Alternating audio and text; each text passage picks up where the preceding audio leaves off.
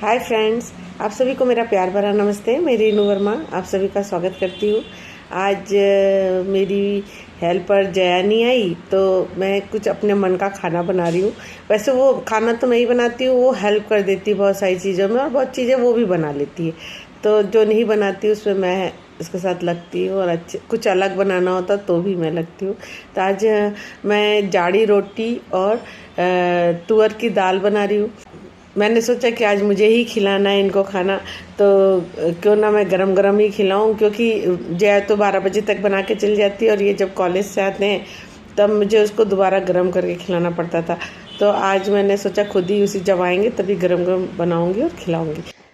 हम इंदौरी हो गए हैं अब यहाँ आके, तो सेव तो ज़रूर रखते हैं थाली, बाकी दाल अचार और सलाद ही है।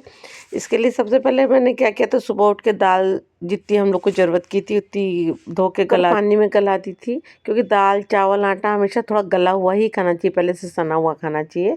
और दाल को गैस में रखा 1 घंटे बाद और उबलने के लिए छोड़ दिया, क्योंकि दाल में एक कोई भी दाल में एक बेड प्रोटीन होता है, इससे थोड़ा उबाल दो तो उसका वो प्रोटीन निकल जाता है। और जब तक दाल उबल रही थी तब तक मैंने लौकी, धनिया पत्ती, टमाटर, प्याज, हरी मिर्च और सुरजने की फूल और पत्ती, इन सबको अच्छे से धो के छोटे छोटे टुकड़ों में काट लिया था। और ये फाइन काट लिया था, जिससे कि दाल में अच्छा ये जाके घुल मिल जाए अच्छे से। फिर इधर दाल उबल रही थी तो देखा कि दाल में भी उबलने जब दाल उबलती है तो उसमें एक तरह का झाग निकलता है, उस झाग को ज़रूर फेंकना चाहिए। आपको याद, जब हम लोग छोटे छोटे थे, जब दाल कुकर में नहीं बटलोई में बनती थी, तो हमारी महाराजिन जैसे जैसे झाग आता जाता था उसको अब चम्मच से पीछे पीछे चूल्हे के पीछे गिराती थी। कहते हैं ये जो झाग होती है ये बैड प्रोटीन होता है, इसको अगर ये पेट में जाता है तो यूरिक एसिड बढ़ जाता है, जोड़ों की प्रॉब्लम हो जाती है और भी कई चीज़ें इस इससे नुकसान पहुंचता है, कई तरह का नुकसान पहुंचता है। इसलिए इसको ज़रूर झाग को निकाल के ही दाल का यूज़ करें। कोई भी दाल बनाए चाहे उसका झाग जरूर फेंकना चाहिए। तो मैंने भी फेंक दिया और इसका झाग, और इसमें फिर वो हल्दी और नमक डाल के इसको सिम में कर दिया। और जब ये अच्छे से थोड़ा सा पक हो गया, उबल चुका था, तब जो कटी हुई सब्जियां थी वो इसी दाल में डाल दी। लौकी, धनिया पत्ती, हरी मिर्च और प्याज, टमाटर और सुरजने के फूल और पत्ती, ये सब डाल के इसको कुकर को सीटी लगा के बंद कर दिया। ये जो रेसिपी मैं आज बना रही हूँ ये मैंने इंदौर में ही आके सीखी थी। हमारी नेबर थी जैन भाभी जी, तो उन्होंने मुझे जाड़ी रोटी बनाना सिखाया था कैसे बनता है, क्योंकि एक बार उनके यहाँ गए तो बनी थी, खाया तो बहुत अच्छा लगा था। और ये जो दाल थी वो ये भी मेरे नेबर थे एक सोनवानी जी, उनके यहाँ बनती थी, तो बहुत अच्छी लगती थी। एक आध बार ऐसे खाने में आ गई थी, तो फिर ये तब से मैं ये दाल ज़रूर बनाती हूँ। जैन भाभी जी जाड़ी रोटी के साथ जो दाल बनाती थी वो अलग तरह की थी, और मैं ये वाली दाल अलग तरीके की बनाती हूँ, क्योंकि ये दाल बनाने से मेरा दोनों काम हो जाता है, सब्जी का भी और दाल का भी, और ये फटाफट बन भी जाती है। तो इस तरह से सारी सब्जियां इसमें मिक्स कर दी दाल में, और फिर कुक ढक्कन लगा के विसिल लगा दी। क्योंकि दाल पहले से गली हुई रहती है तो एक सिम मैंने एक बार प्रेशर आने के बाद सिम में 2 सीटी लेने से ही वो पक जाती है। जब तक दाल पक रही थी तो आटा लिया, जितना हमको ज़रूरत था उतना आटा लिया, और आटे में थोड़ा सा हिसाब का नमक और तेल मिक्स करके, जैसे रोटी का आटा गूंथते हैं वैसे पानी से गूंथ लिया था और थोड़ी देर के लिए रख दिया था, क्योंकि गरम रोटी बनानी थी इसलिए ढक के रख दिया था।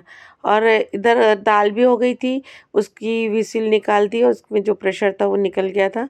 और मतलब एक तरह से ढक्कन खोल सकते थे।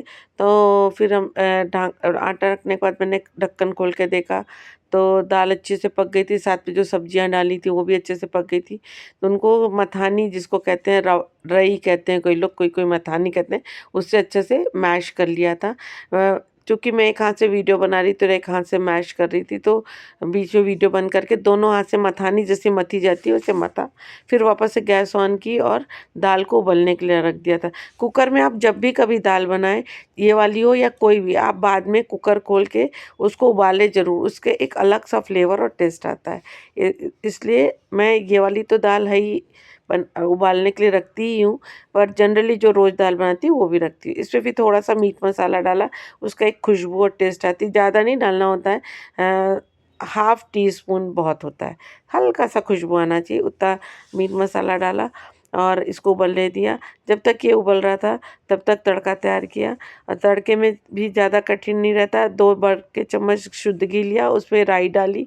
राई जब अच्छी गरम होके चटकने लग गई तब उसमें 1 चम्मच से जीरा डाला और फिर उसका गैस की फ्लेम ऑफ कर दी, क्योंकि घी ज़्यादा गर्म होने से हींग जल जाती है। उसके बाद हींग डाला और कड़ी पत्ता डाला, बंद फ्लेम में ही अच्छे से हो गया। फिर वापस से ऑन किया और मिर्च डाल के उसको भी अच्छा गुलाबी किया। और इधर जब तक दाल बॉयल हो चुकी थी तो उसमें थोड़ा सा नींबू का रस डालना चाहिए। तो नींबू नहीं होने से मैंने साइट्रिक एसिड डाली। साइट्रिक एसिड वैसे फ़ायदा नहीं करता है, मैंने ज़्यादा नहीं खाना चाहिए, नुकसान कर सकता है।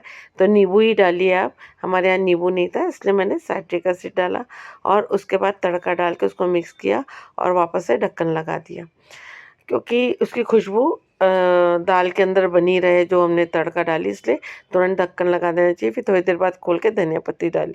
अब इधर आटा, ये अभी आ गए थे कॉलेज से तो ये रोटी बनाना शुरू किया। तो पहले इसकी जो लोई होती है, आटे को पहले घी लगा के अच्छे से एक बार और मसल लिया, क्योंकि पहले से रखा हुआ था। फिर अच्छी बड़ी सी लोई ली, थाली में सेव और सलाद और दाल सब रख ली थी और दाल में भी अच्छे से 2 चम्मच घी डाल दिया था। उसके बाद अच्छी बड़ी लोई लेते हैं, 2 रोटी की लोई के बराबर लोई लेना चाहिए। थोड़ी बड़ी और मोटी बनती है तो टेस्टी लगती है, मोटी मोटी अच्छी लगती है। फिर इसको अच्छा गोल बेल लिया, पूरी रोटी की जितनी बड़ी बननी चाहिए उतनी बड़ी। फिर इसमें अच्छा 1 चम्मच भर के घी डाला और घी को चारों तरफ से फैला दिया और उसके ऊपर परथन है वो थोड़ा छिड़क दिया, जिससे थोड़ा सा अंदर से पोली पोली बने रोटी। और अच्छे परथन छिड़क के फिर इसका रोल बना लिया। इसका रोल जैसे पतला पतला ऐसे रोल बना लेते हैं। रोल बनने के बाद भी इसको थोड़ा सा लंबा कर लेते हैं, जिससे रोल पतला हो जाए।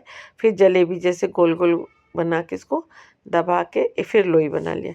फिर वापस से बेला और हल्के हाथ से बेलना चाहिए, खूब दबा के नहीं बेलना चाहिए। और वापस से बेल के और इसको वापस तवा में डाल के सेक लिया। इसको जब सेकते हैं तो तवा एकदम बहुत तेज़ गर्म अगर है तो सिम में कर लेना चाहिए। तो मैंने वापस से तवा तेज़ किया और फिर उसको पहले एक साइड सेका, फिर दूसरे साइड से अच्छे से गुलाबी किया।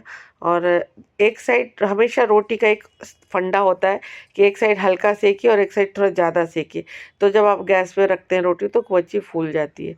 तो ये मैंने इसी तरह से किया, दोनों साइड से उसको सेक के फिर गैस पे फूलने को रख दिया और ये अच्छी कुरकुरी कुरकुरी सी सेक गई उसमें रोटी गैस के ऊपर।